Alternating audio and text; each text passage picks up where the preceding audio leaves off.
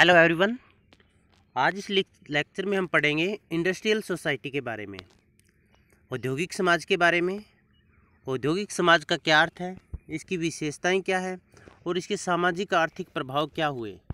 तो इनके बारे में सबसे पहले हम पढ़ते हैं meaning and definition of industrial society. औद्योगिक समाज का अर्थ क्या है। देखिए, कर्मिक विकास की हम बात करें तो सबसे पहले आदिम समाज था या जनजातीय समाज था, उसके पश्चात कृषक या ग्रामीण समाज आया, उसके पश्चात नगरीय समाज और उसके पश्चात आधुनिक या औद्योगिक समाज, और औद्योगिक समाज के पश्चात उत्तर औद्योगिक समाज। तो हम अपने इस लेक्चर की सीरीज में आदिम या जनजातीय समाज, कृषक या ग्रामीण समाज, नगरीय समाज के बारे में पढ़ चुके हैं। आज इस लेक्चर में हम इंडस्ट्रियल सोसाइटी के बारे में भी पढ़ेंगे और इसको कंप्लीट कर देंगे, और उसके अगले लेक्चर में हम उत्तर औद्योगिक समाज के बारे में पढ़ेंगे। तो हम जानते हैं उत्तर औद्योगिक समाज है वो क्या है। औद्योगिक समाज हम किसे कहते हैं। इंडस्ट्रियल सोसाइटी, औद्योगिक समाज। उद विकासीय क्रम में, इसका मतलब जो धीरे धीरे क्रमिक विकास हुआ उसमें जनजातीय समाज, ग्रामीण समाज तथा नगरीय समाजों के पश्चात क्रमशः औद्योगिक व उत्तर औद्योगिक समाजों का विकास हुआ। औद्योगिक समाज औद्योगिक क्रांति का परिणाम रहा। 18वीं शताब्दी में इंग्लैंड के अंदर जो औद्योगिक क्रांति आई, उस क्रांति का परिणाम क्या हुआ। जो हाथों से बनने वाले उत्पाद थे, लघु उद्योग थे, उन उद्योगों का पतन हुआ। वो उद्योग नष्ट हो गए और उनकी जगह पर बड़े बड़े उद्योग स्थापित हुए, बड़ी बड़ी फैक्ट्रियाँ स्थापित हुई और उसमें अधिक पूंजी निवेश किया गया और अधिक मात्रा में वस्तुओं का उत्पादन लाभ के लिए किया जाने लगा, जिससे औद्योगिक समाज है उसकी नींव रखी गई। औद्योगिक क्रांति के कारण क्या कारण इसके परिणाम क्या रहे। इसके कारण इंजीनियरिंग का विकास हुआ, कोयला उद्योगों का विकास हुआ, यातायात के साधनों का विकास हुआ और इसके साथ साथ लोहा निर्माण में भी वृद्धि हुई। और ये सब चीज़ें औद्योगिकरण या औद्योगिक समाज में महत्वपूर्ण साबित हुई। परिणाम स्वरूप हाथ से बनी हुई वस्तुएं और छोटे उद्योगों में किए जाने वाले उत्पादन इकाइयों का स्थान मशीनों द्वारा चलने वाले बड़े बड़े उद्योगों ने ले लिया। इसी कारण औद्योगिक व उत्तर औद्योगिक समाजों का विकास हुआ। इसका मतलब औद्योगिक और उत्तर औद्योगिक समाज है वो औद्योगिक क्रांति पर निर्भर रहे, क्योंकि औद्योगिक क्रांति से ही लोहे से बनने वाली वस्तुएं या लोहे निर्माण के उद्योग लगे। और लोहा और इस्पात उद्योग हैं वो उद्योग या कारखानों के आधारभूत उद्योग है, क्योंकि मशीनों का निर्माण उन्हीं उद्योगों में होता है। इस प्रकार औद्योगिक समाज वह समाज है जो कि उद्योगों से संबंधित है, जबकि उत्तर औद्योगिक समाज के बाद की अत्याधुनिक अवस्था है जिसमें अधिकांश कार्य कंप्यूटर द्वारा किए जाएंगे। मतलब औद्योगिक समाज मशीनों के द्वारा और उत्तर औद्योगिक समाज जिसमें सारे काम है वो कंप्यूटर के द्वारा किए जाएंगे। इन दोनों अवधारणाओं को स्पष्ट रूप से जानने के लिए इसके अर्थ व विशेषताओं को जानना अति आवश्यक है। अब उत्तर औद्योगिक समाज करेंगे तो जो भूमिका लिखेंगे वो ये औद्योगिक समाज वाले लिखेंगे, क्योंकि दोनों की सेम है। अब औद्योगिक समाज के अर्थ और परिभाषाओं के बारे में जानते हैं। औद्योगिक समाज का अर्थ व परिभाषा है। औद्योगिक समाज वे समाज हैं जो जनसंख्या, क्षेत्र और सामाजिक संपर्कों की दृष्टि से काफ़ी बड़े होते हैं। इसका मतलब यहाँ का एरिया बहुत बड़ा है, जनसंख्या घनी आबादी है यहाँ की, और सामाजिक संपर्क है वो अधिक है। इसका मतलब लोगों की जनसंख्या ज़्यादा है तो सामाजिक संपर्क भी ज़्यादा होंगे। जिनकी प्रौद्योगिकी अर्थव्यवस्था विकसित प्रकार की होती है, टेक्नोलॉजी और इकोनॉमिक कंडीशन है वो बहुत विकसित होती है, जिसमें सामाजिक व व्यावसायिक विभिन्नता के साथ साथ सामाजिक और व्यावसायिक विभिन्नता का तात्पर्य ये हुआ कि यहाँ पर विभिन्न धर्मों जातियों के लोग मिलजुल कर रहते हैं। मतलब सामाजिक विभिन्नता के लोग उद्योगों में काम करते हैं, और इसके साथ साथ व्यावसायिक विभिन्नता भी, यहाँ पर असंख्य प्रकार के अनेकों प्रकार के व्यवसाय हैं। साथ साथ सामाजिक नियंत्रण, यहाँ पर जो सामाजिक नियंत्रण और समाजीकरण होता है उनमें प्राथमिक साधन जैसे जाति, धर्म, रीति रिवाजें, परंपराएं, प्रथाएं, इनका बहुत कम महत्व होता है। इनके स्थान पर द्वितीयक साधनों का महत्व होता है। द्वितीयक साधन कौन से होंगे। द्वितीयक साधन जैसे कोर्ट, कानून, संस्थाएं आदि। औद्योगिक समाज में घनी आबादी, इसका क्या होगा। औद्योगिक समाज की जनसंख्या बहुत ज़्यादा होगी, रोजगार के अवसर उपलब्ध होंगे, अच्छी सुविधाएं उपलब्ध होगी तो लोग वहां पर जाएंगे। मशीनीकरण, कार्य मशीनों से होगा। उद्योगों, फैक्ट्रियों में बहुत बड़ी बड़ी मशीनें काम से उत्पादन होगा, अधिक उत्पादन, और उन मशीनों से उत्पादन है वो बहुत अधिक संख्या में किया जाएगा। अधिक जनसंख्या होने के कारण सभी के संबंध औपचारिक होंगे अधिक उत्पादन होगा।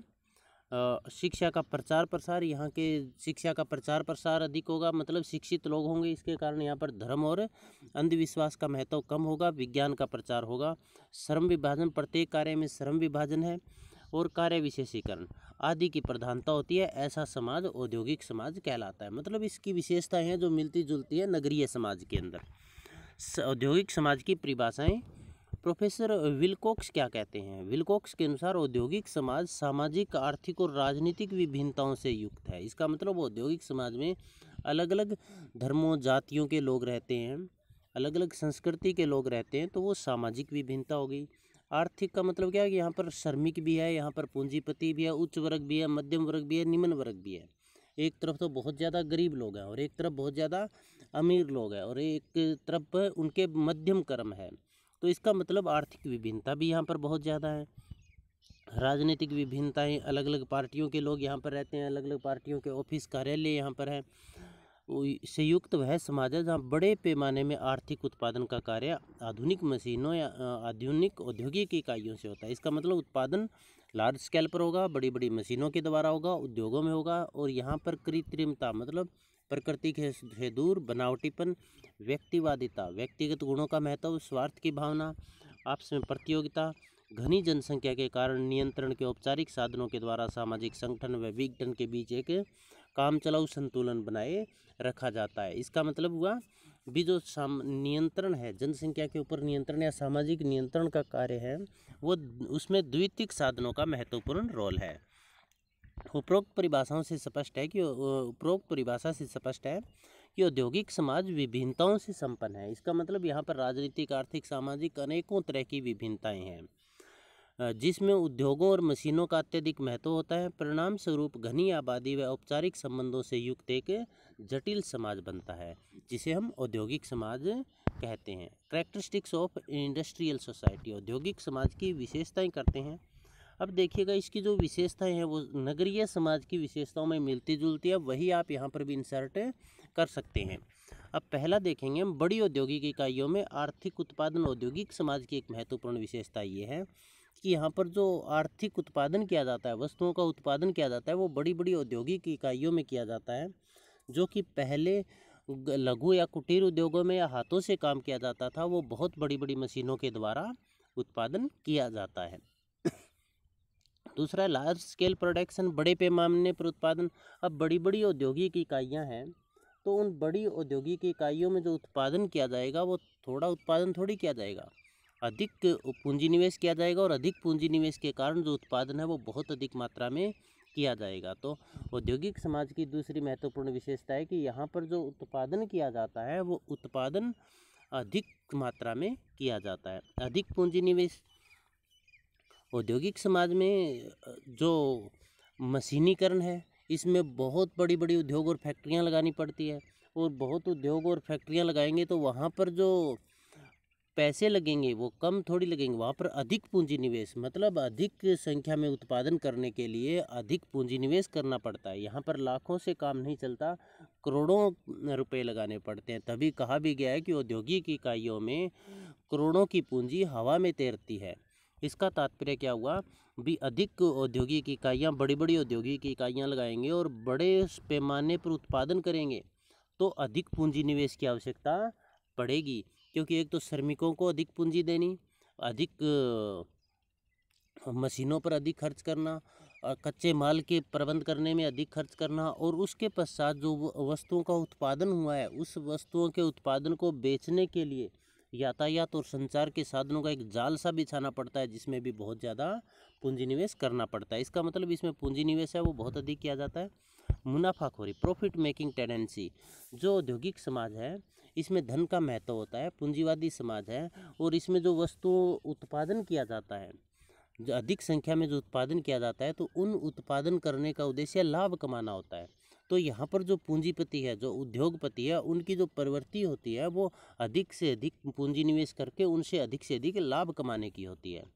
धन का अधिक महत्व, पूंजीवादी समाज में धन का बहुत अधिक महत्व होता है। धन से ही सामाजिक प्रतिष्ठा का निर्धारण होता है और धन से ही व्यक्ति राजनीतिक सत्ता भी हासिल करते हैं।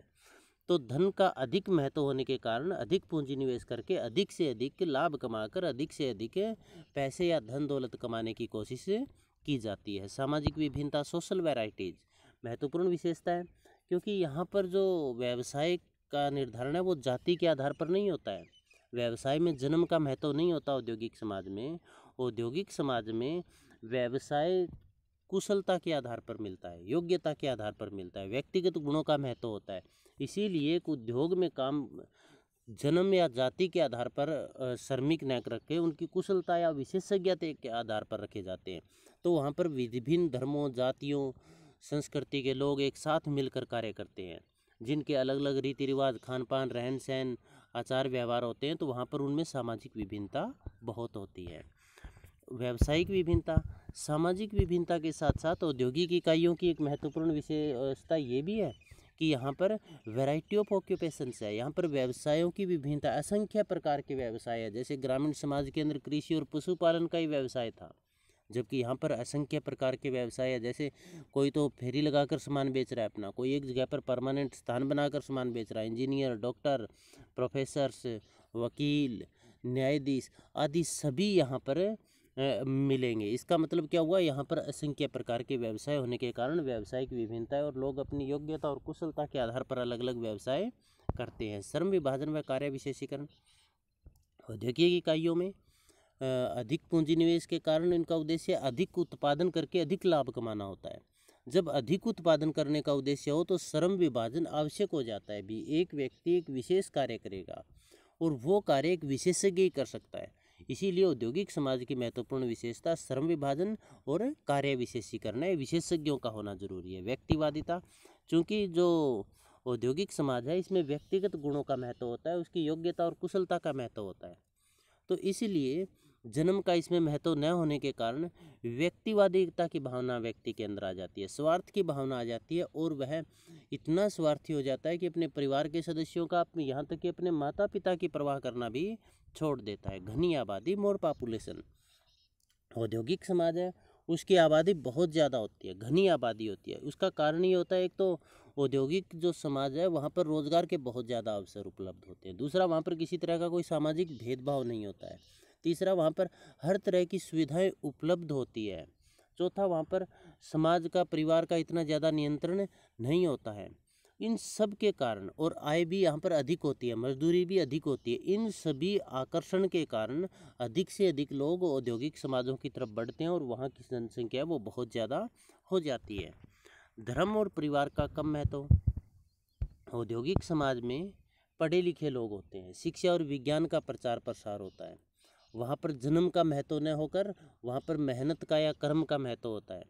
तो शिक्षा का प्रचार प्रसार होने के कारण लोग हैं वो धर्म में विश्वास कम करते हैं और कर्म में विश्वास अधिक करते हैं। कहा भी गया है कि धनी व्यक्ति है, पूंजीपति व्यक्ति है, वो अपनी मेहनत के ऊपर विश्वास करता है और अपना ऐशो आराम का जीवन व्यतीत करता है, और गरीब व्यक्ति भगवान के भरोसे होता है। तो इसमें शिक्षा के प्रचार प्रसार के कारण और व्यक्तिगत गुणों के महत्व होने के कारण धर्म का महत्व कम होता है। परिवार का महत्व कम, क्योंकि परिवार यहाँ पर जो संयुक्त परिवार थे वो टूटकर एकल परिवार में परिवर्तित हो गए। और परिवार जिन कार्यों को करता है, जैसे कपड़े धोने के लिए वो सारी सुविधाएं परिवार से बाहर उन सारी आवश्यकताओं की पूर्ति हो जाती है। जैसे खाने के लिए ढाबे वगैरह, रेस्टोरेंट, होटल बने हुए हैं। मनोरंजन के लिए बाहर सिनेमा हॉल है, केबेरे डांस है, बियर बार खुले हुए हैं। और इसके साथ साथ जो कपड़े धुलाने हैं तो उसके लिए धोबी से बाहर कपड़े धुला सकता है। तो परिवार के जो आवश्यक, जहाँ व्यक्ति के परिवार से जिन आवश्यकताओं की पूर्ति होती है उन आवश्यकताओं की पूर्ति अब परिवार से, औद्योगिक समाज में परिवार से बाहर की जा सकती है। इसीलिए परिवार का नियंत्रण भी कम हुआ है और परिवार का महत्व भी कम हुआ है। सामाजिक गतिशीलता व सहनशीलता, सोशल मोबिलिटी एंड टॉलरेंस। अब औद्योगिक समाज ने सामाजिक गतिशीलता को बढ़ावा दिया है, क्योंकि इसमें व्यक्ति अपनी इच्छानुसार, आवश्यकतानुसार, कुशलतानुसार व्यवसाय परिवर्तन कर सकता है। जैसे एक व्यक्ति मान लीजिए श्रमिक है, उसने मेहनत की तो वो क्लर्क में आ सकता है, वो प्रबंधक में भी आ सकता है, वो मालिक भी बन सकता है। या एक व्यक्ति ने मान लीजिए कपड़े का व्यापार किया, उसमें उसका काम नहीं चला तो वो दूसरा व्यापार कर सकता है।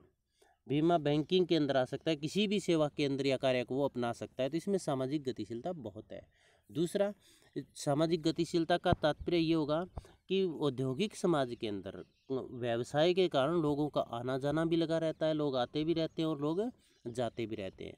और सहनशीलता का मतलब होगा सभी धर्मों, जातियों या विभिन्नता वाले लोग आपस में जब मिलजुल कर काम करते हैं तो उनमें सहनशीलता भी बढ़ती है, क्योंकि सभी एक दूसरे के जो संस्कृति है, एक दूसरे के रीति रिवाज, परंपराएं हैं, उनका आदर सम्मान करते हैं। मानसिक संघर्ष, यहाँ पर आय अधिक है, पूंजी निवेश भी अधिक है, उत्पादन भी मशीनों से होता है और बहुत अधिक उत्पादन होता है, परंतु इसके साथ साथ अधिक प्रतियोगिता होने के कारण, घाटा लगने के डर के कारण, व्यवसाय फेल हो जाने के डर के कारण, मशीनों के शोर शराबे के कारण, औद्योगिक दुर्घटनाओं के डर के कारण व्यक्ति के दिमाग में सदैव एक मानसिक संघर्ष, मानसिक डर चलता रहता है, जो कि अनेक रोगों का कारण भी बनता है।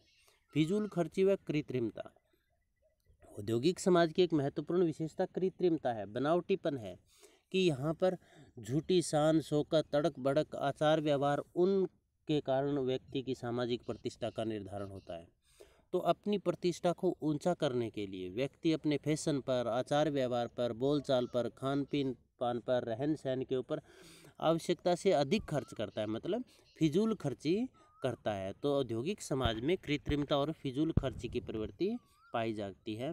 इसके पश्चात है फॉर्मल सोशल रिलेशन, औपचारिक सामाजिक संबंध। क्योंकि औद्योगिक समाज है, इसकी जनसंख्या बहुत ज़्यादा होती है, सभी लोग एक दूसरे को व्यक्तिगत रूप से नहीं जानते, और व्यक्तिगत रूप से नहीं जानने के कारण उनके जो संबंध है वो आपस में व्यक्तिगत या प्रत्यक्ष संबंध न होकर अव्यक्तिगत या औपचारिक संबंध होंगे। इसका मतलब यहाँ पर छुओ और जाओ की नीति काम करती है। यहाँ पर संबंधों में घनिष्ठता का अभाव पाया जाता है। आमतौर पर television, Facebook, WhatsApp, internet, email आदि के माध्यम से संपर्क यहाँ पर होते हैं। नियंत्रण के द्वितीयक साधन, जो औद्योगिक समाज है उसमें अधिक जनसंख्या है, अधिक जनसंख्या होने के कारण संबंध औपचारिक है, औपचारिक संबंध है तो यहाँ पर द्वितीयक नियंत्रण के द्वितीयक समूह का महत्वपूर्ण रोल होगा। मतलब जो नियंत्रण के औपचारिक साधन है उन्हीं का रोल होगा। यहाँ पर जाति, परिवार, धर्म का महत्व कम होने के कारण प्राथमिक जो नियंत्रण के साधन है, जाति, धर्म, परिवार, प्रथाएं, रीति रिवाजें, परंपराएं, इनका प्रभाव न के बराबर होता है, बल्कि इनकी जगह पर नियंत्रण के द्वितीयक साधन जैसे पुलिस, कानून, अदालत आदि का महत्व होता है। सामाजिक सुविधाएं व समस्याएं, अब औद्योगिक समाज की एक महत्वपूर्ण विशेषता ये है कि यहाँ पर सामाजिक सुविधाएं बहुत होती है। यहाँ पर सभी लोग आपस में मिलजुल कर रहते हैं, यातायात और संचार के उन्नत साधन होते हैं, जिसमें वो अपनी अपनी धर्म जाति के अनुसार संगठन भी बनाते हैं, एक होकर भी रहते हैं। इसके साथ साथ यहाँ पर सामाजिक समस्याएं भी बहुत पैदा हुई है, क्योंकि यहाँ पर जनसंख्या अधिक है, जिससे गंदी बस्तियों का विकास हुआ, गंदी बस्तियों में वेश्यावृत्ति का काम शुरू हुआ। यहाँ पर नशाखोरी भी अधिक मात्रा में पाई जाती है, बाल अपराध, यौन अपराध और बड़े बड़े जघन्य अपराध, मारपीट, अपहरण, चोरी, डकैती, इस तरह की सामाजिक समस्याएं यहाँ पर अधिक पैदा हुई है। प्रतियोगिताएं, कंपटीशन, जो औद्योगिक समाज है उसकी एक महत्वपूर्ण विशेषता प्रतिस्पर्धा है, कंपटीशन है। यहाँ पर प्रत्येक व्यक्ति कंपटीशन करता है और अपने हर दूसरे से आगे निकलने की कोशिश करता है। वो किसी व्यवसाय में प्रतिस्पर्धा निरंतर चलती रहती है, जॉब के लिए प्रतिस्पर्धा चलती रहती है, और जो वस्तुएं हैं उन वस्तुओं को बेचने के लिए प्रतिस्पर्धा चलती रहती है। इसीलिए कहा भी गया है कि आज का जो युग है वो कंपटीशन का युग है, प्रतियोगिता का युग है। शिक्षा और संस्कृति के केंद्र, औद्योगिक समाज शिक्षा और संस्कृति के केंद्र होते हैं, क्योंकि यहाँ पर अत्याधुनिक शिक्षण संस्थाएं हैं, इंजीनियरिंग, टेक्नोलॉजी की बहुत बड़ी बड़ी संस्थाएं हैं, और उनके अंदर बहुत क्वालिटी तरीके से, अच्छे तरीके से शिक्षित किया जाता है। और संस्कृति के केंद्र होने का तात्पर्य युवा कि यहाँ पर विभिन्न संस्कृतियों के लोग रहते हैं, हर तरह की संस्कृति और उन संस्कृति का आपस में मेल जोल यहाँ पर देखा जाता है, क्योंकि यहाँ पर सामाजिक विभिन्नता है, जैसे हमने पहले आपको बताया था। सांस्कृतिक विभिन्नता, कल्चर वैराइटीज़ यहाँ पर है। क्यों? क्योंकि उद्योगों के अंदर सामाजिक विभिन्नता है, जहाँ पर अलग अलग धर्मों, रीति रिवाजों के लोग वहाँ पर काम करते हैं, अलग अलग जाति और भाषा बोलने वाले लोग वहाँ पर काम करते हैं। तो उन सब लोगों का आचार व्यवहार, खान पान, रहन सहन, बोलचाल, भाषा आदि सब अलग होती है। तो इसका तात्पर्य क्या हुआ कि वहाँ पर सांस्कृतिक विभिन्नता भी होगी। सुदृढ़ प्रशासन, औद्योगिक समाज की एक महत्वपूर्ण विशेषता यह है कि यहाँ का प्रशासन सुदृढ़ है। पुलिस प्रशासन हो, चाहे अन्य किसी भी तरह के लोगों पर नियंत्रण करने के लिए प्रशासन की व्यवस्था हो, हर तरह का सुदृढ़ प्रशासन यहाँ पर है, जिससे लोगों की सुरक्षा होती है और एक व्यवस्था बनी रहती है। तो ये औद्योगिक समाज की प्रकृति या विशेषताएं थी। इसमें शॉर्ट क्वेश्चन भी पूछा जा सकता है, औद्योगिक समाज की प्रकृति या विशेषताएं बताएं, तो आप कोई 2 या 3 विशेषताएं इनमें से एक्सप्लेन कर सकते हैं। Socio economic impact of industrialisation. देखिए, जो ये औद्योगिकरण के सामाजिक आर्थिक प्रभाव हम पढ़ेंगे, ये केवल आप इसी में नहीं, यदि उसके आधुनिकीकरण के सामाजिक आर्थिक प्रभाव आ जाए, वैश्वीकरण के सामाजिक आर्थिक प्रभाव आ जाए, धर्मनिरपेक्षीकरण के सामाजिक आर्थिक, इनमें से किसी के भी आ जाए, उनमें आपको यही पॉइंट एक्सप्लेन करने हैं। और सामाजिक आर्थिक प्रभाव है, ये वो पॉइंट है जो हमने पीछे विशेषताओं में किए हैं, तो वही सेम पॉइंट है। इनमें क्या क्या फ़र्क पड़ा, तो इसको अलग अलग भागों में हमने बांटा है। पहले सामाजिक जीवन में परिवर्तन, यदि सामाजिक जीवन में परिवर्तन और आर्थिक जीवन में परिवर्तन, राजनीतिक जीवन में परिवर्तन, धार्मिक जीवन में परिवर्तन पॉइंट याद नहीं रहते हैं, तो आप ये सारे पॉइंट एक साथ भी लिख सकते हैं। तो industrialisation versus socio economic change, मतलब औद्योगिकरण का क्या प्रभाव पड़ा सामाजिक आर्थिक जीवन पर। तो पहले हम करते हैं सामाजिक जीवन पर क्या प्रभाव पड़ा। चेंज इन सोशल लाइफ, सामाजिक जीवन में क्या परिवर्तन आया, तो हम लिखेंगे पहला जाति प्रथा का निर्बल होना। पहले औद्योगिकरण से पहले जाति प्रथा बहुत हावी थी, जन्म या जाति का महत्व था, इसी से व्यक्ति की सामाजिक प्रतिष्ठा का निर्धारण होता था और इस जाति के आधार पर बहुत ज़्यादा भेदभाव किए जाते थे, छूआछूत जैसी कुप्रथा का प्रचलन भी था। परंतु औद्योगिकरण आने के कारण जाति का महत्व कम हुआ, क्योंकि यहाँ पर अब जाति या जन्म का महत्व न रहकर व्यक्तिगत गुणों का महत्व हुआ। कुशलता के आधार पर उद्योगों के अंदर कर्मचारी लगाए जाने लगे और वो सभी आपस में साथ मिलकर, विभिन्न जातियों के लोग जब साथ मिलकर कार्य करने लगे तो उनमें जातीय भेदभाव निर्बल होते गए। जनसंख्या में वृद्धि, एक जगह पर जनसंख्या का संगठन बढ़ा, क्योंकि औद्योगिक समाज के अंदर क्या हुआ कि वहाँ पर रोजगार के अधिक अवसर उपलब्ध थे, अधिक जो सुविधाएं उपलब्ध थी, अधिक मजदूरी थी, आय में वृद्धि की संभावनाएं अधिक थी। तो इन सब से प्रेरित होकर लोगों ने औद्योगिक समाजों की तरफ रुख किया, तो वहाँ की जनसंख्या में बढ़ोतरी हुई। निवास स्थानों की कमी और गंदी बस्तियों का विकास, एक सामाजिक परिवर्तन यह आया कि जनसंख्या वृद्धि के कारण, उद्योगों में रोजगार के अवसर उपलब्ध होने के कारण ग्रामीण क्षेत्र के लोगों ने पलायन किया शहर की तरफ। वहाँ चले तो गए, परंतु जिस संख्या में वहाँ पर जनसंख्या बढ़ी, उस अनुपात में वहाँ पर मकान नहीं बनाए गए, और वहाँ पर मकान नहीं बनाए गए, इसके कारण वहाँ निवास स्थान में कमी आ गई, लोगों के रहने में कमी आ गई। निवास स्थान में कमी आने के कारण लोगों ने वहाँ पर गंदी बस्तियाँ बना ली, झुग्गी झोंपड़ियाँ बनाकर वो रहने लगे, जिसके कारण गंदी बस्तियों का विकास हुआ।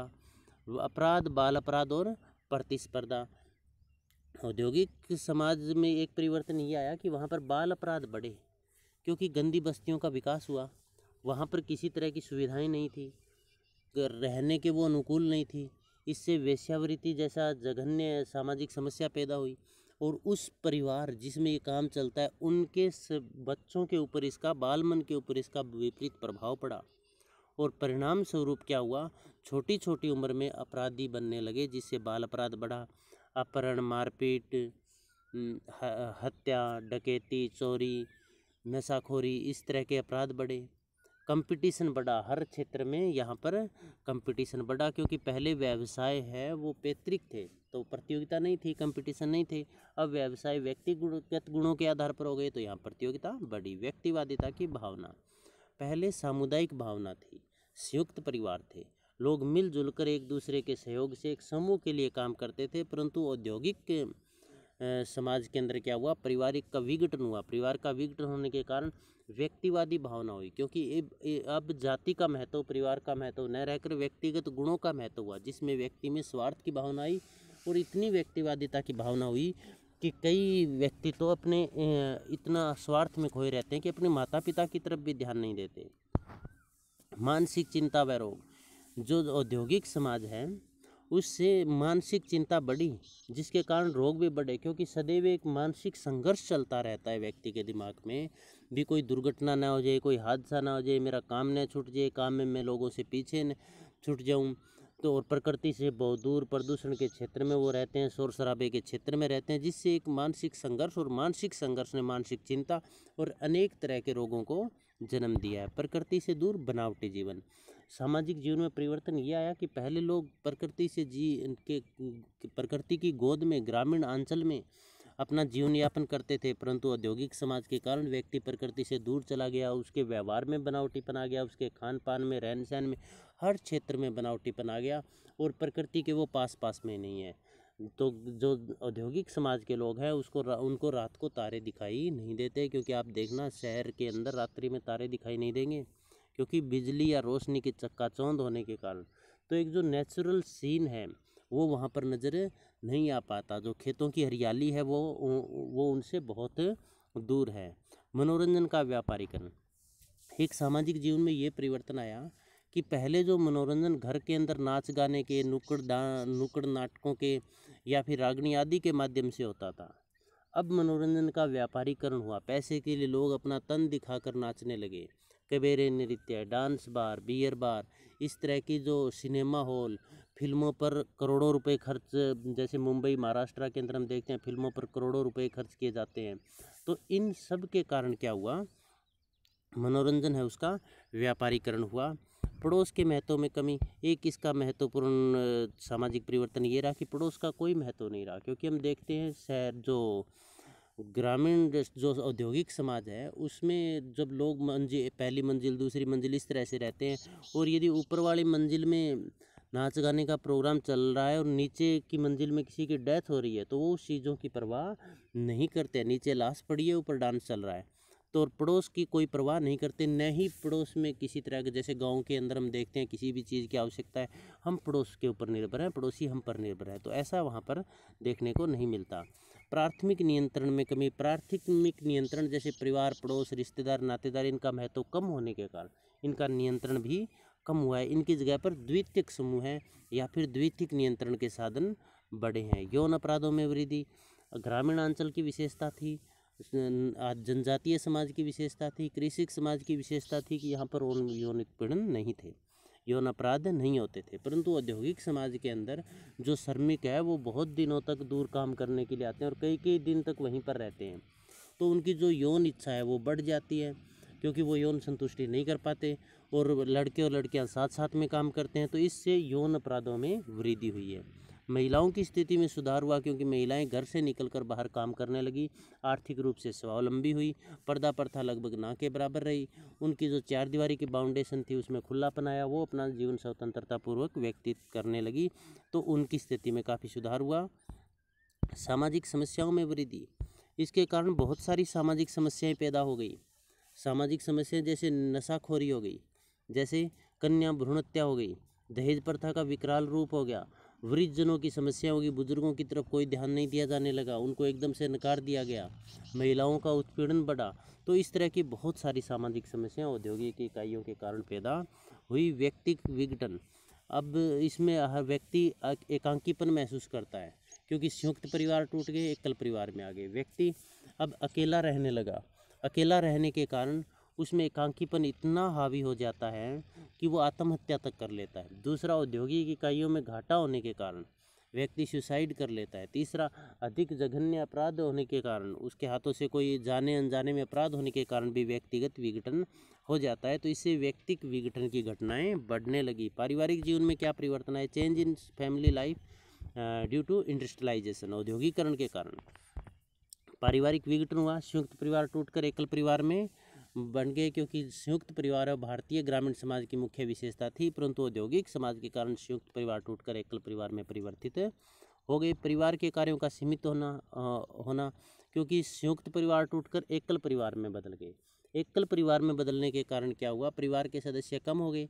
कम होने के कारण जो पति पत्नियां मान लीजिए वो अपने काम में व्यस्त हैं, और जो बच्चे हैं वो स्टडी के लिए बाहर चले जाते हैं या फिर स्कूल के अंदर चले जाते हैं, तो टाइम कम होने के कारण क्या हुआ कि जो परिवार का जो कार्य थे वो बाहर होने लगे, जैसे कपड़े धोबी से धुलाने लगे, मनोरंजन भी बाहर किया जाने लगा, खाने पीना रेस्टोरेंट होटल से किया जाने लगा, तो परिवार के जो कार्य थे उनमें कमी आई।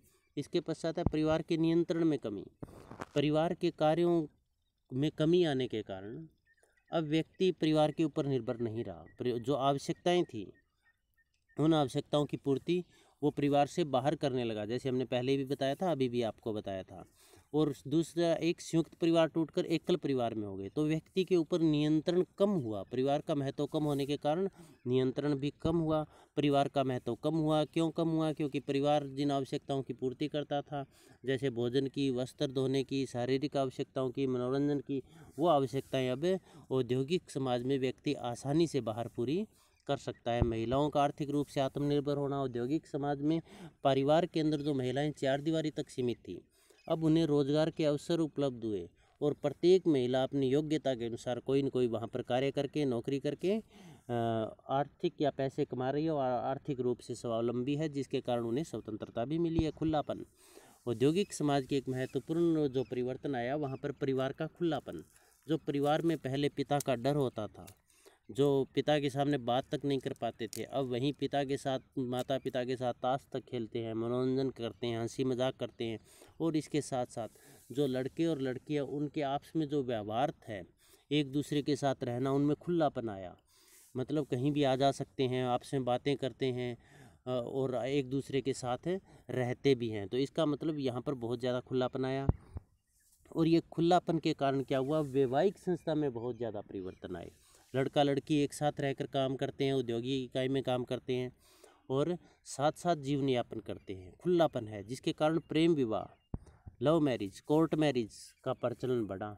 कोर्ट मैरिज का मतलब विवाह के अंदर जातीय महत्व कम हुआ। लड़का लड़की अपनी खुद की मर्जी से अपना मैच चुनकर, जीवन साथी चुनकर शादी करने लगे। विलंब विवाह, एक इसका प्रभाव परिवार पर यह पड़ा कि देरी से विवाह करने लगे। आज भी हम देखते हैं कि जो लड़के लड़कियां काफ़ी बड़ी एज में होकर शादी करते हैं, और विशेषकर जो उद्योगों में या फैक्ट्रियों में या फिर बाहर कहीं काम कर रहे हैं, जॉब कर रहे हैं, वो ज़्यादा एज के होकर शादी करते हैं। तो विलंब विवाह का प्रचलन बढ़ा।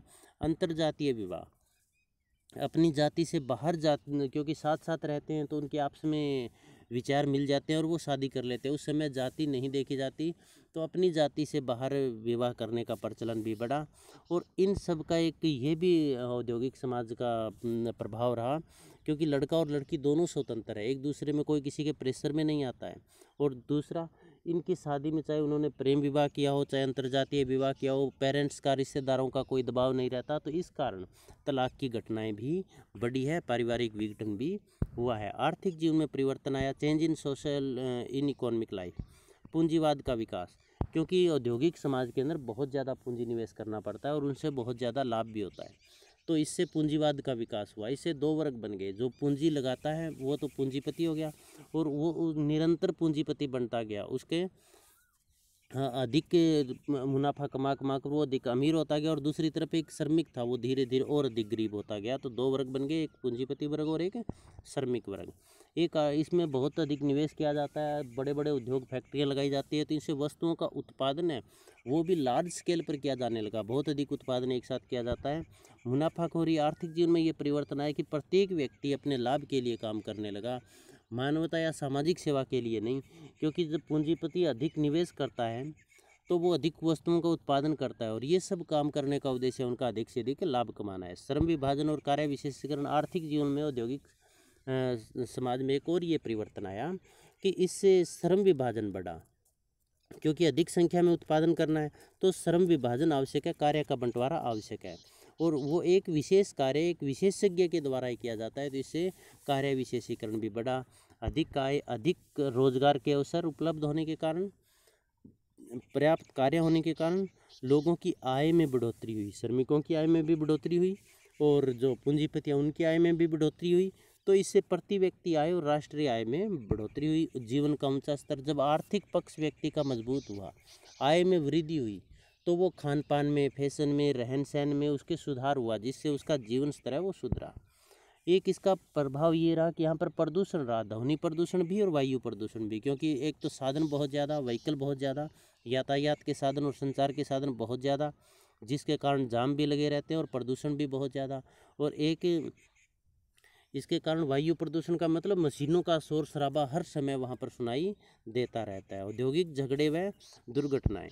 और आर्थिक जीवन में एक परिवर्तन ये आया कि जो पहले औद्योगिक झगड़े नहीं होते थे ना, औद्योगिक दुर्घटनाएं होती थी, क्योंकि खेत में काम करना, कृषि और पशुपालन का काम था, जिससे मशीनों से काम होता ही नहीं था, तो औद्योगिक दुर्घटनाएं कहाँ होगी। तो अब हम देखते हैं कि उद्योगों के अंदर कई बार जैसे कोई गैस रिसाव हो गई, कोई मशीन टूट गई, या कोई मशीन के अंदर व्यक्ति का हाथ आ गया, या बिजली के करंट लगे, तो इस तरह की औद्योगिक दुर्घटनाएं बहुत ज़्यादा होने लगी। और इसके साथ साथ एक दो वर्ग बन गए, एक पूंजीपति वर्ग और एक श्रमिक वर्ग। पूंजीपति वर्ग अधिक से अधिक लाभ कमाना चाहता है और श्रमिक वर्ग अपनी अधिक से अधिक मजदूरी लेना चाहता है। तो उन दोनों में निरंतर झगड़े भी चलते रहे, जैसे कभी तालाबंदी का काम हो गया, तो कभी हड़ताल हो गया, कभी काम बंद हो गया, कभी श्रमिकों द्वारा मालिक वर्ग के खिलाफ आंदोलन हो गया। तो इस तरह के झगड़े भी बढ़े। निर्धनता और बेरोजगारी, औद्योगिकरण ने निर्धनता और बेरोजगारी को भी बढ़ाया, क्योंकि इसने लघु कुटीर उद्योग थे, जो हस्तशिल्प का कार्य था, उसको नष्ट कर दिया, उसका पतन हो गया। अब लघु कुटीर उद्योगों के पतन होने के कारण वो लोग तो बेरोजगार हो गए, और जितने लोग बेरोजगार हुए वो सारे क्या थे, अकुशल थे। अकुशल का मतलब उनके पास कोई डिग्री डिप्लोमा नहीं था, जबकि औद्योगिक इकाइयों में कुशल श्रमिकों को रखा जाता है, और कुशल श्रमिक वो थे नहीं, तो वो लोग सारे बेरोजगार हो गए और निरंतर निर्धन होते गए। अमीर और गरीब के बीच में अंतर है वो बढ़ता गया, क्योंकि जो पूंजीपति है वो तो अधिक पूंजी के कारण पूंजी निवेश करके निरंतर अमीर होता जा रहा है, और दूसरे गरीब होते जा रहे हैं। कृषि किया यंत्रीकरण, आर्थिक जीवन में ये परिवर्तन आया कि खेती बाड़ी है, कृषि है, उसमें अधिक से अधिक उन्नत यंत्रों, खाद बीज स्प्रे का प्रयोग किया जाने लगा, जिससे वहाँ पर हरित क्रांति आई। खेती के अंदर उत्पादन बढ़ा। देखो, खेती के अंदर ट्रैक्टर से काम किया जाने लगा, कंबाइन का काम किया जाने लगा, और जेसीबी से जो ज़मीन है उसका उपजाऊपन बढ़ा है, मिट्टी वहाँ से कहीं उठाई जा रही है, कहीं डाली जा रही है। तो इससे खेती बाड़ी के अंदर जो सारा काम है वो कटाई, बढ़ाई, निराई, बुआई सब काम मशीनों से होने लगा, और सिंचाई के उन्नत साधन उपलब्ध हुए, और इसके साथ साथ अच्छी खाद, बिजली स्प्रे भी उपलब्ध करवाई गई। व्यावसायिक विविधता, यहाँ पर व्यवसाय जो औद्योगिक समाज है, इसमें व्यवसाय का चयन पैतृक या जाति के आधार पर नहीं है। व्यावसायिक विविधता पाई जाती है, असंख्य प्रकार के व्यवसाय, डॉक्टर, इंजीनियर, प्रोफेसर और श्रमिक, पूंजीपति, इस तरह से बहुत सारे अलग अलग काम करने वाले या बहुत असंख्य प्रकार के व्यवसाय औद्योगिक समाज के अंदर है। संचार के साधनों का विकास, जो औद्योगिक समाज है इसके कारण यातायात और संचार के उन्नत साधन हुए। 5G 4G नेटवर्क उपलब्ध हुआ। व्हाट्सएप, गूगल, इंस्टाग्राम, फेसबुक आदि जो ये संचार के साधन है, तीव्र गति से चलने वाले संचार के साधन है, इनका विकास हुआ। भौतिकवादी विचारधारा, आर्थिक जीवन की एक और महत्वपूर्ण परिवर्तन ये आया कि जो पहले धार्मिक विचारधारा थी, मानवतावादी विचारधारा थी, उसकी जगह भौतिकवादी और सुखवादी विचारधारा का प्रचलन हुआ। आज व्यक्ति प्रत्येक भौतिक सुख के पीछे भाग रहा है, वो अधिक से अधिक पैसे कमाकर अधिक से अधिक विलासितापूर्ण जीवन व्यतीत करना चाहता है। इसके पश्चात हम पढ़ते हैं धार्मिक जीवन में क्या परिवर्तन आया। चेंज इन रिलीजियस लाइफ, औद्योगिक समाज में शिक्षा का प्रचार प्रसार बढ़ा। शिक्षा के प्रचार प्रसार बढ़ने के कारण धर्म और अंधविश्वास में कमी आई। धर्म और अंधविश्वास में कमी आई। अब व्यक्ति है वो जो कर्मकांड में, पूजा पाठ में, भगवान में विश्वास करने की बजाय व्यक्ति अपनी मेहनत पर या कर्म पर विश्वास करने लगा। राजनीतिक गतिशीलता, राजनीतिक गतिशीलता भी बढ़ी, क्योंकि इसमें लोगों के अंदर एक जन चेतना आई, जागरूकता आई, जिसके कारण लोगों ने अपनी जाति के आधार पर, धर्म के आधार पर, वर्ग के आधार पर राजनीतिक संगठन बनाए। उन राजनीतिक संगठनों ने या तो सत्ता हासिल की, या सत्ता हासिल करने में महत्वपूर्ण भूमिका निभाई, या फिर दबाव समूह का काम किया। तो इससे राजनीतिक चेतना भी बढ़ी। तो ये कुछ प्रभाव थे जो सामाजिक, आर्थिक, राजनीतिक, धार्मिक जीवन में आए औद्योगिकरण के कारण। उत्तर औद्योगिकरण का पूछ ले, आधुनिकीकरण का पूछ ले, धर्मनिरपेक्षीकरण का हमने बताया, उनमें भी यही बातें आपको लिखनी है। सेल्फ असेसमेंट सेशन में हम चलते हैं। औद्योगिक समाज किसे कहते हैं, 2 नंबर का क्वेश्चन पूछा जा सकता है। औद्योगिक समाज की प्रकृति या विशेषताएं बताइए, ये भी 2 नंबर का क्वेश्चन पूछा जा सकता है। औद्योगिक समाज का सामाजिक जीवन पर क्या प्रभाव पड़ा, आर्थिक जीवन पर क्या प्रभाव पड़ा, धार्मिक जीवन पर क्या प्रभाव पड़ा, राजनीतिक जीवन पर क्या प्रभाव पड़ा, अलग अलग पूछे जा सकते हैं। औद्योगिक समाज के इसकी विशेषताओं को विस्तार से समझाइएगा, हमने बता दिया है। बड़ा क्वेश्चन आ सकता है 16 नंबर का। औद्योगिक समाज को परिभाषित करते हुए इसके सामाजिक आर्थिक प्रभावों को बताइएगा। 16 नंबर का क्वेश्चन आ सकता है। सामाजिक आर्थिक प्रभाव में जो हमने बताया वही आपको लिखनी है, और जो इसकी विशेषताएं थी वो पॉइंट भी इसी में मिलते जुलते हैं। तो ये आपको अच्छी तरह से करना है। किसी तरह का कोई डाउट आप कमेंट बॉक्स में ज़रूर लिखिएगा। आप सबका बहुत बहुत धन्यवाद।